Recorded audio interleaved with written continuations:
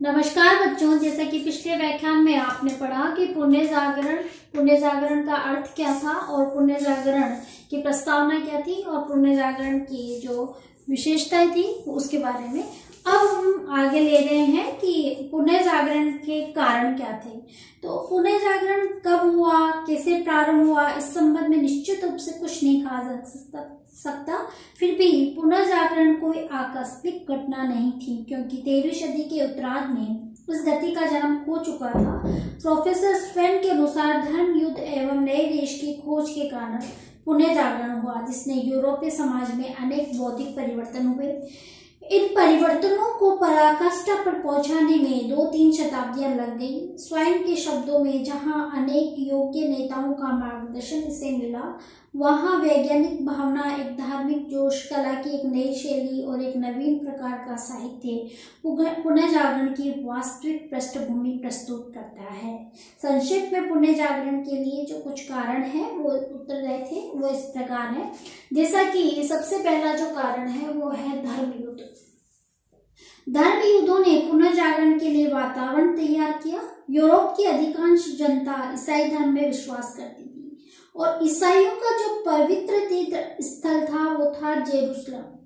ठीक है, आप इसको थोड़ा सा ध्यान से देखेंगे कि जो यूरोप की जो जनता थी वो क्या थी, ईसाई, और ईसाइयों का जो पवित्र तीर्थ स्थल कौन सा था, जेरूसलम, जिस पर किसका अधिकार हो गया था, तुर्कों का। मुसलमान धार्मिक दृष्टि से असहिष्णु थे, इसलिए उन्होंने ईसाइयों को जेरूसलम की यात्रा पे प्रतिबंध लगा दिया था। और यदि कोई ईसाई जेरूसलम की यात्रा पे आता था तो उसे या तो वे लूट लेते थे या उसे जान से मार देते थे। अतः ईसाइयों ने अपने पवित्र तीर्थ स्थान जेरूसलम को मुसलमानों के अधिकार से मुक्त कराने के लिए उनके साथ जो युद्ध लड़े हुए इतिहास में धर्म युद्ध के नाम से विख्यात है। तो यहाँ पर आप ध्यान रखेंगे कि जो धर्म युद्ध है वो किस किस के बीच में है, ईसाई और किसके बीच में, मुसलमान। और ईसाइयों का मुसलमानों के साथ युद्ध करने का मेन कारण था उनका जो पवित्र तीर्थ स्थान था वो कौन सा था, जेरूसलम। इस धर्म युद्धों के कारण यूरोप वासियों को पूर्व के लोगों के साथ संपर्क में आने का अवसर मिला। पूर्वी यूरोप अज्ञान व अंधविश्वासों की गहन निद्रा में सोया हुआ था, जबकि पूर्वी देशों में अरब लोग यूनान तथा भारतीय सभ्यताओं के संपर्क में एक नई सभ्यता का विकास कर चुके थे। जब यूरोपियन लोग मुस्लिम देशों के संपर्क में आए, उन्होंने उनकी नवीन सभ्यता के कई तत्व ग्रहण किए। इस संपर्क के कारण यूरोपीय वासियों की पूर्वी देशों की तर्क शक्ति, प्रयोग पद्धति तथा वैज्ञानिक खोज की जानकारी प्राप्त हुई। मुस्लिम देशों के रहन सहन, खान पान एवं सफाई से भी वे बहुत अधिक प्रभावित हुए। धर्म युद्धों के कारण यूरोप के पूर्वी देशों से व्यापारिक संबंध स्थापित हुए। इसके फलस्वरूप यूरोप वासियों को नवीन मार्गों की जानकारी मिली और कई साहसिक लोगों ने भौगोलिक खोजों के लिए पूर्वी देशों की यात्राएं की। अपनी यात्राओं के वृत्तांतों को उन्होंने लिखा, जिन्हें पढ़ने से यूरोप वासियों के संकीर्ण विचारों से मुक्ति मिली तथा उनकी चिंतन शक्ति जागृत हुई। पश्चिमी देशों में रहने वाले यूरोपियों ने मुस्लिम साहित्य का अध्ययन किया, जिसका उन पर बहुत अधिक प्रभाव पड़ा। धर्म युद्धों में पोप की संपूर्ण शुभकामनाओं तथा आशीर्वाद के बाद जब ईसाइयों की युद्ध में पराजय हुई तो पोप की प्रतिष्ठा को जबरदस्त धक्का पहुंचा और शक्तिशील होने लगी। अब धर्म के बंधन ढीले पड़ने लगे। यूरोपियों ने पूर्वी देशों के संपर्क में आने के पश्चात अपने जनजीवन में उसी के अनुकूल परिवर्तन शुरू कर दिए। इस प्रकार धर्म युद्धों ने पुनः जागरण का वातावरण तैयार करने में अपना महत्वपूर्ण योगदान दिया। ठीक है, अब दूसरा जो इसका कारण है पुनः जागरण का, वो था व्यापार का विकास। व्यापार का विकास पुनः जागरण का एक प्रमुख कारण था।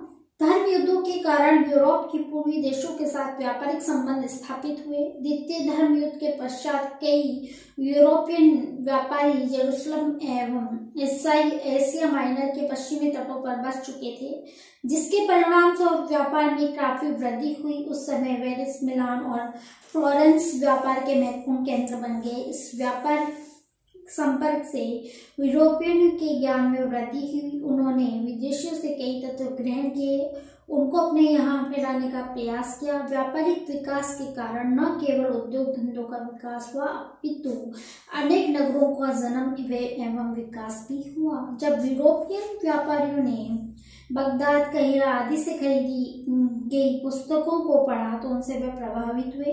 व्यापारी वर्ग ब्याज पर रुपया उधार लेकर व्यापार करता था। जब चर्च ने इसका विरोध किया तब व्यापारी वर्ग ने चर्च के सुधारों के संबंध में सोचना शुरू कर दिया। अतः व्यापार के से पुनर्जागरण हुआ। तीसरा जो यहाँ पर है वो है अरब और मंगोल संपर्क। अरब और मंगोलों ने पूर्वी देशों के संचित ज्ञान को यूरोप वासियों तक पहुंचाया। यूरोप के विभिन्न क्षेत्रों में विशेष रूप से स्पेन, सिसिली व सार्डिनिया में अरब के लोग बस चुके थे। वे स्वतंत्र रूप से चिंतन करते थे। उन्होंने कई शिक्षण संस्थाएं स्थापित की जिनमें धर्मनिरपेक्ष ज्ञान विज्ञान का अध्ययन व अध्यापन होता था। अरब के लोग प्लेटो तथा अरस्तु आदि यूनानी के प्रसिद्ध विद्वानों की रचनाओं का अध्ययन करते थे। इस प्रकार अरब लोगों ने यूरोपियनों का ध्यान दार्शनिक क्षेत्र की ओर आकर्षित किया। यूरोपवासी इस प्राचीन यूनानी ज्ञान के संपर्क से काफी प्रभावित हुए। परिणाम स्वरूप यूरोपियन विद्वानों ने पेरिस एवं ऑक्सफोर्ड के विश्वविद्यालयों में बौद्धिक आंदोलन प्रारंभ किया। इससे यूरोपियों का तर्कशास्त्र के प्रति विश्वास जागृत हुआ।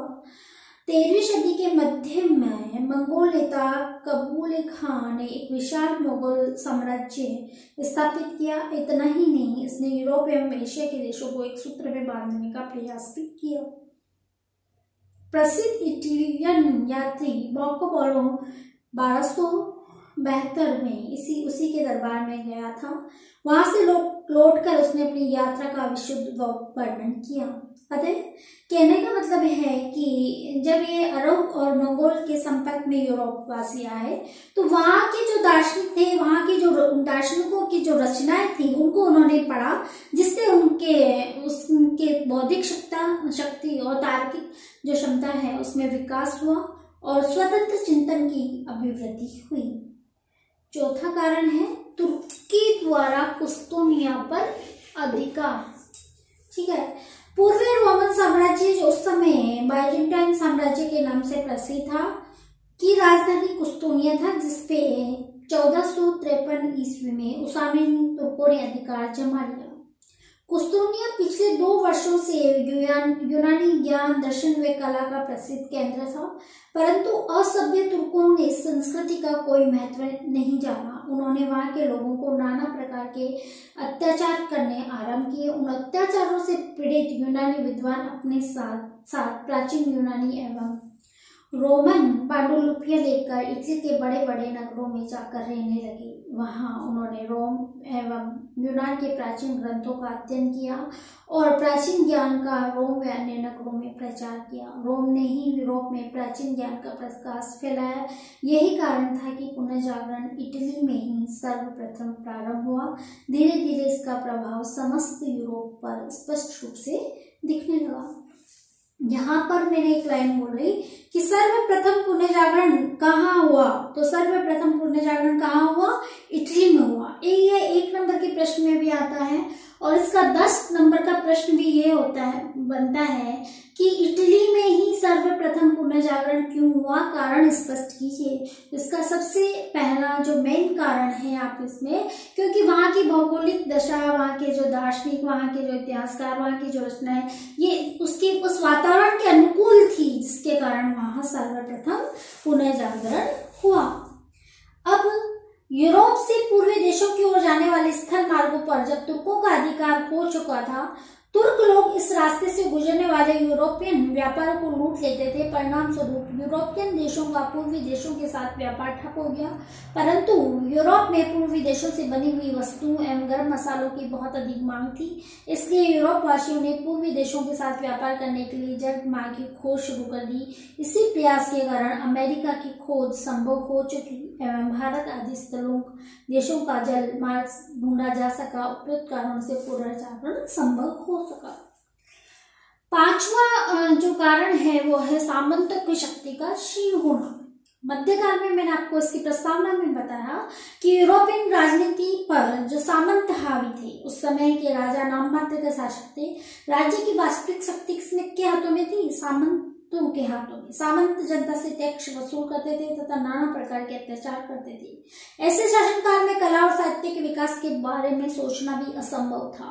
उस समय सामंत जनता से इतनी कर लेते कि व्यक्ति सुबह से शाम तक कठोर परिश्रम करने के बावजूद भी अपना जीवन निर्वाह बड़ी कठिनाई से कर पाता था। जनता सामंतों से भयभीत थी, परंतु मध्यकाल के अंत तक सामंतों की शक्ति क्षीण होने लगी। सामंतवाद के पतन से जनता के लिए स्वतंत्र रूप से चिंतन एवं मनन करने का मार्ग प्रशस्त हुआ, जिसके फलस्वरूप पुनः जागरण का वातावरण तैयार हो चुका। छठा जो है वो है इसमें नगरों में वृद्धि, व्यापार का विकास तथा सामंतवाद के कारण यूरोप में अनेक बड़े बड़े नगर स्थापित हुए और व्यापार के विकसित होने के कारण व्यापारी वर्ग धनवान बनते चले गए। ये वर्ग नगरों में निवास करने लगा। धन की प्रचुरता के कारण ये वर्ग विलासशीलता के ओर उन्मुख होने आते। उसने कठोर नियमों का उल्लंघन कर स्वतंत्र रूप से विचार करना प्रारंभ कर दिया। सातवां जो कारण है वो है कागज और छापाखाना। कागज एवं छापाखाने के आविष्कार ने पुनः जागरण के विकास में महत्वपूर्ण योग दिया। सबसे पहले कागज का आविष्कार कहाँ हुआ, ये आता है एक नंबर के जो क्वेश्चन में है कि सर्वप्रथम पुनः जागरण कहाँ हुआ या सर्वप्रथम कागज और छापाखाना का आविष्कार कहाँ हुआ। तो सबसे पहले इटली के लोगों ने अच्छी किस्म का कागज बनाया, फिर धीरे धीरे यूरोप के अन्य देशों में भी कागज बनने लगा। इसी के साथ यूरोप के कई नगरों में छापेखानों की स्थापना हुई। छापाखाना शब्द है उससे परिचित होंगे कि छापाखाना जहाँ मैगजीन ऑफिस होता है उसको आप इंग्लिश में, और जहाँ पत्र का कार्यालय होता है उसको छापाखाना कहा गया है। कुछ समय में यूरोप के बड़े बड़े नगरों में 200 से अधिक छापेखानों की स्थापना हुई। छापेखाने के आविष्कार ने पुनः जागरण के आगे बढ़ाने में महत्वपूर्ण योगदान दिया। जनसाधारण के लिए उस समय कागज पढ़ना संभव नहीं था।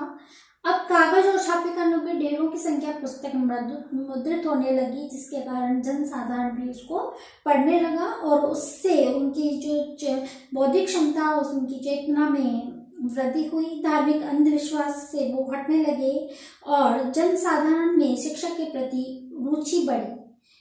और छापेखाने के आविष्कार ने मध्यकाल के भार को दूर कर दिया तथा रहस्यमय चिंतन के स्थान पर बौद्धिक मनन को स्थान दिया गया। ये इसका बहुत महत्वपूर्ण कारण था और कि चीन ने सबसे पहले जो कागज छापेखाने का आविष्कार किया और उसके बाद इटली में बहुत अधिक मात्रा में इसका मुद्रित हुई और इससे उस समय के जो लेखक थे, जो दार्शनिक थे, उन्होंने अपने लेखकों के माध्यम से इसके बारे में लिखा।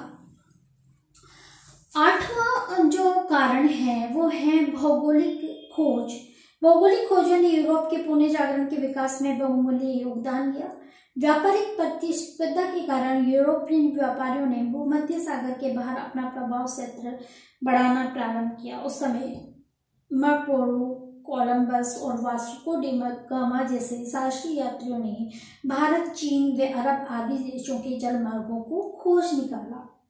कुस्तुनिया पर मुसलमानों का अधिकार हो जाने के कारण नए समुद्री मार्ग की खोज हुई। उत्कली राजकुमार हेनरी ने अफ्रीका के समुद्री मार्ग की खोज की। अमेरिगो नामक व्यक्ति ने अमेरिका की खोज की। उसी के नाम पर इस देश का नाम अमेरिका रखा गया। ये खोज उसने 1497 में की। प्रशांत महासागर में फिलिपाइन द्वीप समूह की खोज का श्रेय मैगेलन नामक नाविक को है। अतः इन खोजों से उस समय में व्यापार माध्यम बढ़ा और पुनः जागरण का विकास, पुनः जागरण की ओर अग्रसर हुए।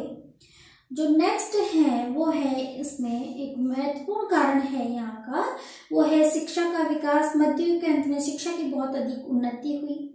बड़े बड़े नगरों में विश्वविद्यालय स्थापित हुए। धार्मिक नियंत्रण से मुक्त थे। इनमें विद्यार्थी किसी भी विषय का अध्ययन करने के लिए स्वतंत्र थे। शिक्षा की उन्नति के कारण मनुष्य प्राचीन ज्ञान को तर्क की कसौटी पे कसने लगा, जिससे अंधविश्वासों की समाप्ति हुई और मनुष्य प्रत्येक विषय पर स्वतंत्रता पूर्वक विचार व मनन करने लगा। नेक्स्ट है वो है मानववाद का प्रचार। ये मैंने इसको बीच में लिखा है। तो बच्चों ये मैंने पहले भी आपको बताया, इसकी जो विशेषता थी पुण्य जागरण की वो थी मानववादी, या मानववाद क्या है मैंने आपको बताया। मानववाद का प्रचार यानी मानव के बारे में जब मानव सोचने लग गया, या मानव के बारे में मानव जब तर्क और कसौटी पर सोचने लग गया, तो उसको क्या कहा गया था, मानववाद। मानववाद शब्द की उत्पत्ति लैटिन भाषा के ह्यूमैनिटीज से हुई है, जिसका अर्थ है उन्नत ज्ञान। मानववादी मनुष्य का धर्म के लिए संकुचित विचारधारा में विश्वास नहीं था, अतः जनसाधारण को सुसंस्कृत बनाने के लिए प्राचीन साहित्य पर खूब जोर देते थे। पेट्रार्क तथा उसके अनुयायियों ने मानववाद का खूब प्रसार किया। उनका कहना था कि मनुष्य को परलोक की चिंता छोड़कर इस जीवन को आनंद से बिताना चाहिए। पेट्रार्क को मानववाद का पिता भी कहा गया, फादर ऑफ मानववाद को कहा गया, किसको, पेट्रार्क को कहा गया है। और धार्मिक आडंबरों से मानववादी मुक्त होकर स्वतंत्र रूप से चिंतन करने लगे थे। यह है मानववाद, ठीक है। एक है स्कॉलास्टिक विचारधारा, इसके बारे में एक क्वेश्चन बनता है। स्कॉलास्टिक जो विचारधारा है वो मध्य युग में यूरोप के दर्शन में एक नई विचारधारा चल पड़ी थी, जो स्कॉलास्टिक विचारधारा के नाम से प्रसिद्ध है। इस विचारधारा का आधार अरस्तु का तर्कशास्त्र व सेंट ऑगस्टिन का तत्व ज्ञान था। इसमें तर्क तथा धर्म दोनों का समन्वय था। 13वीं शताब्दी में इस विचारधारा का बहुत अधिक प्रसार हुआ। इसी समय महान विचारक रोजर बैंकर ने इस विचारधारा का विरोध करते हुए वैज्ञानिक प्रयोग पर जोर दिया। वे मशीन से चलने वाली ट्रेन, बस और हवाई जहाज की कल्पना करता था। इस वैज्ञानिक चिंतन से यूरोपवासियों की तर्क शक्ति को जागृत कर दिया गया, जिससे लोगों की स्वतंत्र चिंतन का विकास हुआ। इस घटना ने पुनः जागरण में बहुत बड़ा योगदान दिया। जो नेक्स्ट और लास्ट कारण है इसका, विज्ञान के क्षेत्र में प्रगति। मध्यकाल के उत्तरार्ध में विज्ञान के क्षेत्र में नई नई खोज की जाने लगी। अब जहाजों पर लगान दिया गए, जिससे उनकी चलन की रफ्तार तेज हुई। यूरोपियों ने चीन से कुतुबखाना नाम प्रयोग करना सीखा। इसकी सहायता से पोलो, कोलंबस, वास्को डी गामा आदि जलमार्गों की खोज में सफल हुई। इसी प्रकार बारूद से सामंती शक्ति को ध्वस्त किया गया तथा केंद्रीभूत राष्ट्रीयगत राज्यों की स्थापना होने लगी। मशीनों के प्रयोग से आगे चलकर औद्योगिक क्रांति हुई। इसी समय प्राचीन मान्यताओं को तर्क की कसौटी पर कसा जाने लगा। कोपरनिकस, बोर्नो व गैलीलियो आदि प्रसिद्ध वैज्ञानिकों ने ज्योतिष एवं खगोल के क्षेत्र में अनेक नए आविष्कार, प्राचीन मान्यताओं को खंडन किया। नए नए आविष्कार की इन वैज्ञानिक खोजों के कारण मनुष्य को वास्तविक ज्ञान की प्राप्ति हुई। उसका विश्वास परंपरागत रूढ़ियों व अंधविश्वासों हटने लगा। वैज्ञानिक विचारधारा के कारण अब मनुष्य किसी बात को सुनने के पश्चात उसको तर्क की कसौटी पर कसता था।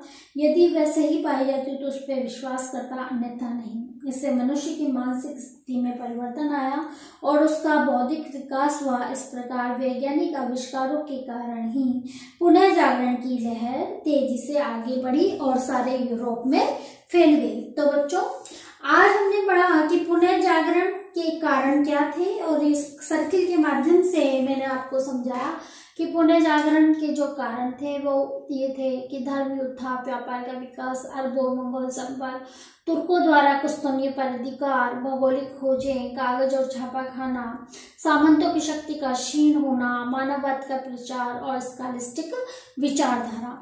तो इस डायग्राम से आपको समझ में आया होगा, और इस पहले भी मैंने आपको सूत्र के माध्यम से भी बताया।